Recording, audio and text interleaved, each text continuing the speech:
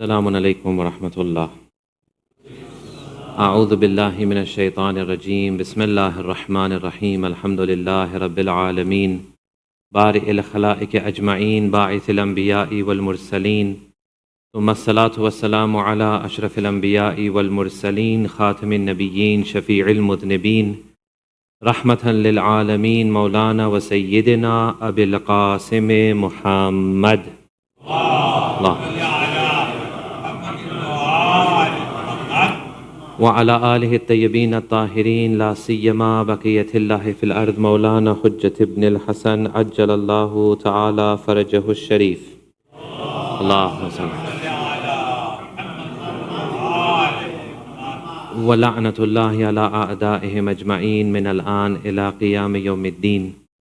أما بعد فقد قال الله سبحانه وتعالى بسم الله الرحمن الرحيم هو الذي بعث في الأميين رسولا منهم يتلو عليهم آياته ويزكيهم. صدق الله العلي العظيم. بر محمد وآل محمد صلوات.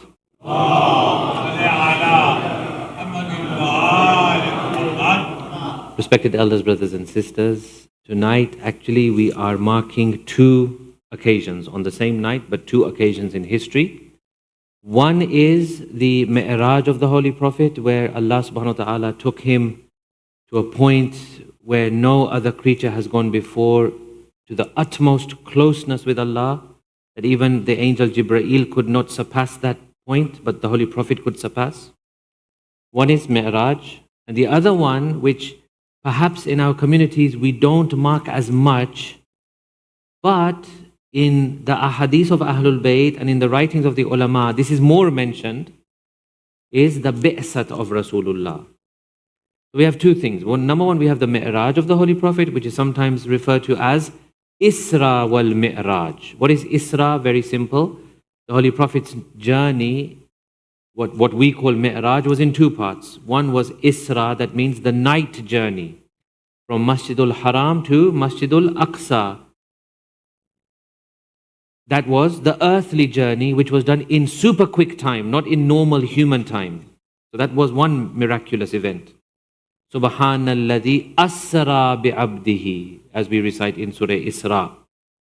And then the Mi'raj happens, which is the ascension from earth into the higher realms. So this is sometimes called Isra wal Mi'raj. But typically we just refer to it as Mi'raj, which is absolutely fine. The second is the bi'that of the Holy Prophet. What is bi'that? Sometimes you'll see the name bi'that, bi'tha, mab'ath. All of them mean the same thing. They are all from the same root, which I mentioned in my introduction. Huwa alladhi ba'atha fil ummiyin. Ba'atha means to raise or to appoint. So bi'that, bi'tha, mab'ath all mean the same thing. It means the time of the appointment, the official designation, official appointment of the Holy Prophet as Rasulullah sallallahu alayhi wa alihi wa sallam.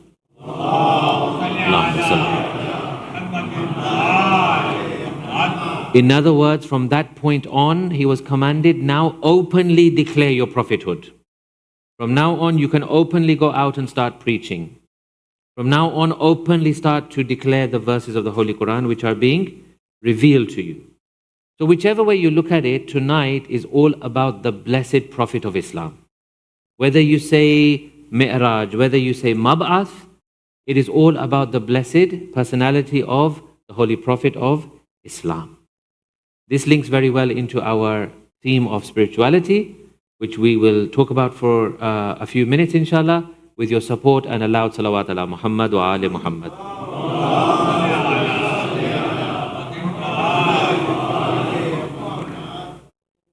Allah subhanahu wa ta'ala, this whole universe, everything you see, these trillions of galaxies, these trillions and trillions and trillions of stars, around each star there are multiple planets, all of this that you see, everything has come from Allah subhanahu wa ta'ala.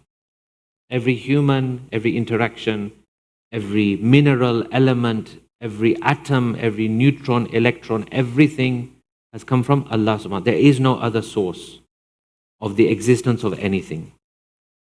All human history, all of our experiences, all of the hundreds of generations which have gone before us are all from Allah subhanahu wa ta'ala. Every goodness is from Allah subhanahu wa ta'ala. If you see one person being kind to another person, the root of that is in Allah. If you see someone being generous, then the root of that is from Allah. If you see someone being pious, the root of it is from God. Every single goodness in this world, in this whole universe, in the realm of existence is from Allah subhanahu wa ta'ala.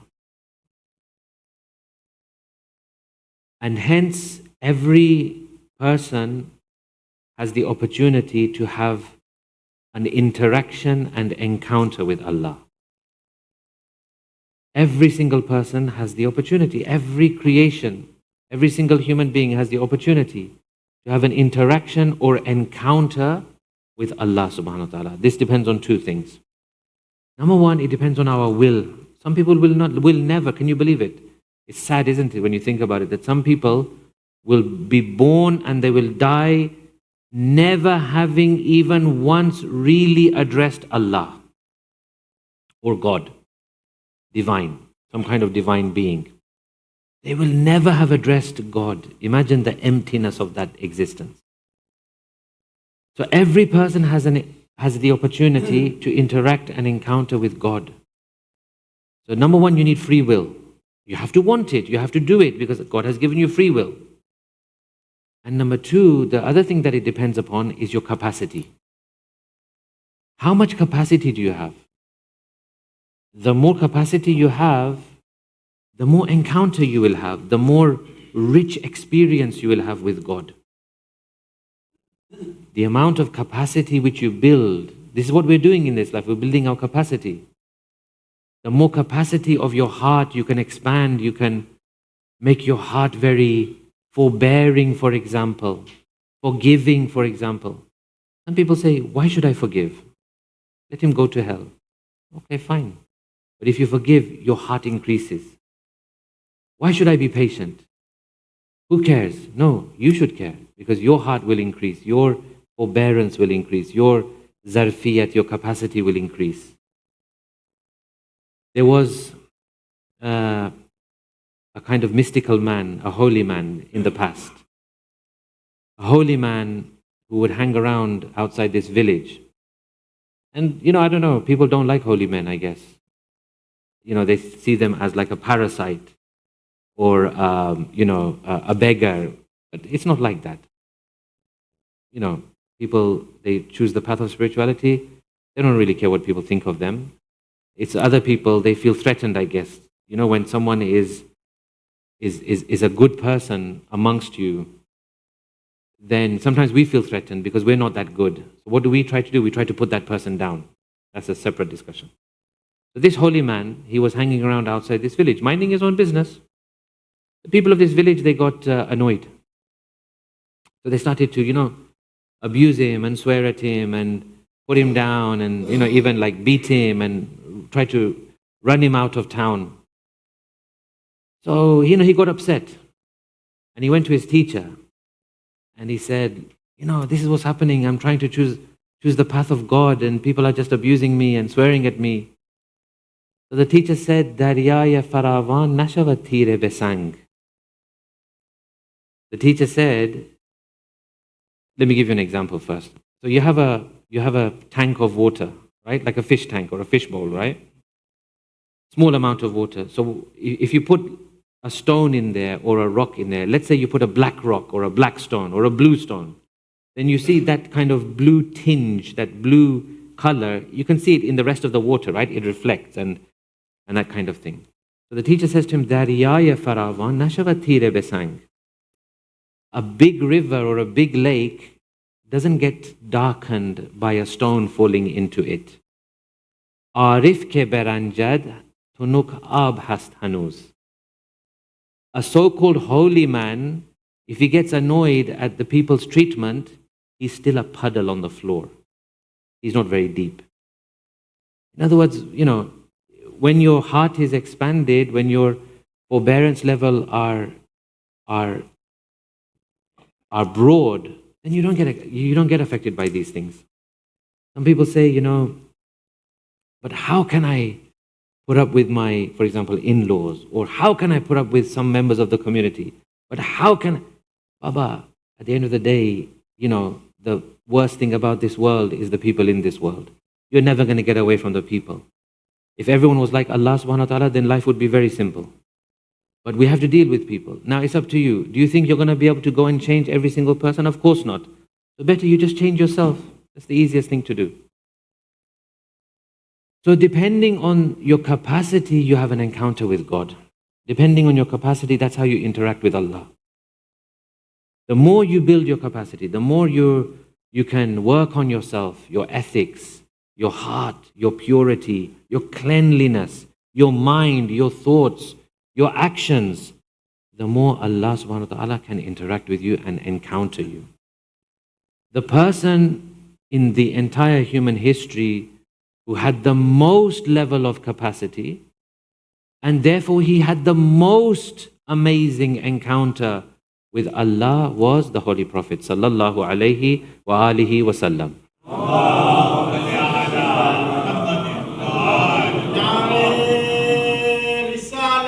Ya Rasul Allah. Also say Nare Haydari.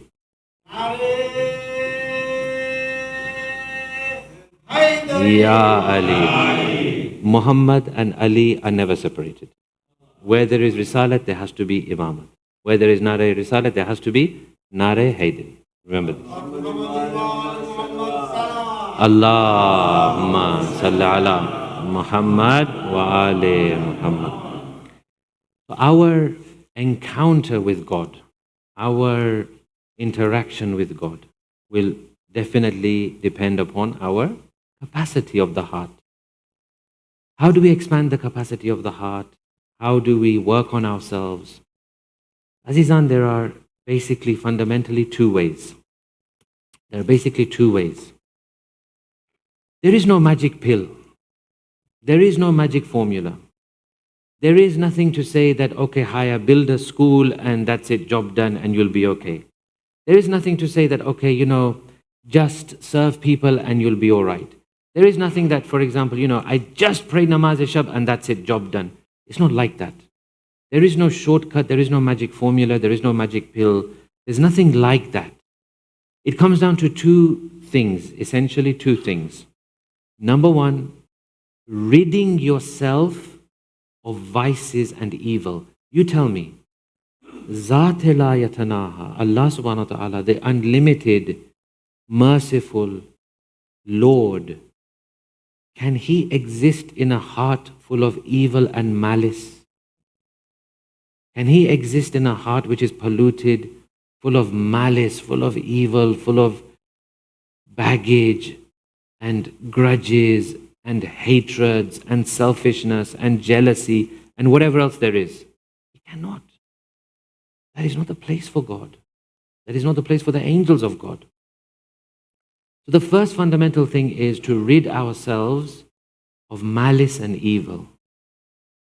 And the second thing is that once you've rid yourself of malice and evil, now you have an empty space. You fill it with Allah subhanahu wa ta'ala, angels of Allah subhanahu wa ta'ala, awliya of Allah subhanahu wa ta'ala, A'imma alayhimus salam, Imam Zaman, Amirul Mu'mineen. They all now come into this heart. They all now come into this heart. And therefore, once this happens, the encounter with God becomes more and more rich and enjoyable. Now, the person who used to, God forbid, hate namaz will now be looking forward to his prayer. Now the person who used to struggle to wake up, now he's waking up for namaz-e-shab. Why? Because now he's enjoying. Now he's tasting the sweetness of his worship. The Holy Prophet says in one hadith, people sometimes ask, how do we access these higher things? We hear all of this about Mi'raj and about the secrets of the heavens and the earth. Yeah, these are all very good gifts of God which He gives us to give us more view of reality and to show us His secrets. People say, how do we access these things?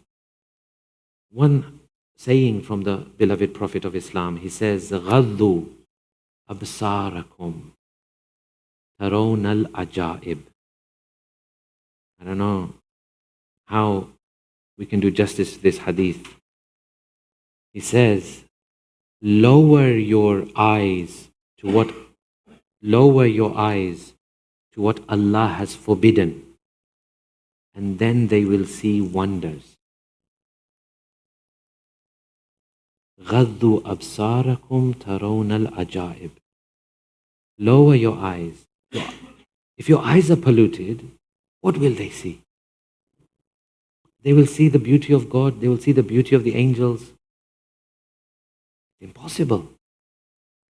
One very noble Sayyid, he walked into the haram of Amir al-Mu'mineen in Najaf. Allahumma salli ala Muhammad. And he began to recite a couplet. He began to recite Khusha baha la kasi ke sadaya tilawat mi shanavad. Something like that. That how lucky is the one who can hear this sound of the recitation of the Quran. People around him, they were like, what are you talking about? Who is reciting Quran and what voice and what are you talking about? He says, Imam Zaman is right now in the haram reciting Quran very loudly. He could hear it. He could hear it. People say, how do we see Imam Zaman? The answer is very simple, but to do it is very difficult. Clean your eyes. Don't let them get polluted from sinning and looking at things which they're not supposed to. How do we hear the voice of Yusuf-e-Zahra? Don't listen to ghibat. Don't listen to nonsense. Don't listen to music, for example. This is basically what we're talking about in these lectures. That if you want to increase spirituality, two things are fundamental. Clear yourselves of pollution, ourselves of pollution, and then we beautify ourselves with the qualities of God and the names of God and the remembrance of God. But one can't happen without the other. One cannot happen without the other. Now, in tonight's a'mal, anytime you see a day has got a'mal attached to it, or it's recommended to fast, then you know it's an amazing day. Then it's no ordinary day. So tonight's a'mal, we have a number of things. We have the namazes, prayed in twos. We'll explain everything when we come to it. Then we have a number of du'as and other recitations. And then, of course, we have the ziyarat of Aminullah for the first imam. But this is the du'a, the key du'a. Allahumma inni as'aluka bitajalliyil a'azam. Oh Allah, I beseech you by the grandest manifestation, fi hadhihi al-layla min ash-shahr al-mu'azzam. The grandest manifestation of this night, in this holy month. What is this grandest manifestation? It is the Holy Prophet, and it is the Quran being revealed to the Holy Prophet. For example, the verse, Iqra bismi rabbika alladhi khalaq. These are the greatest manifestations of God. Because He does His work through these. Rasulullah does the work of Allah subhanahu wa ta'ala. So we will ask Allah subhanahu wa ta'ala on this great night for His mercy, for His forgiveness, for increase in rizq and barakat, to help those who are sick and ill, to give them a quick recovery. Those of our marhumin who have passed away, oh Allah, we ask you to grant them a high station in the hereafter. Oh Allah, we ask you for the quick zuhur of our beloved 12th Imam. Oh Allah, we ask you that somehow Imam is happy with us, with our small efforts, although we don't deserve it, but inshallah, because Imam is very kind, we ask that he's happy with us. We ask you for the ziyarat of Aimma alayhimus salam. Oh Allah, call us to Medina, to Makkah, to Qum, to Mashhad, to Najaf, Samarra, Kazmain, Karbala. Top of the list is Karbala, of course. Oh Allah, keep our community strong, united, protected. Give long life to our elders. Help our youngsters. Protect our middle-aged. Keep our families together. Keep us active in the right way in this world. Oh Allah, forgive our sins. Increase our manifestations of your mercy and your generosity. ربنا تقبل منا إنك أنت السميع العليم. For the quick zuhur of Imam Sahib al-Asri wa Zaman, can I request 3 loud salawat ala Muhammad wa ali Muhammad.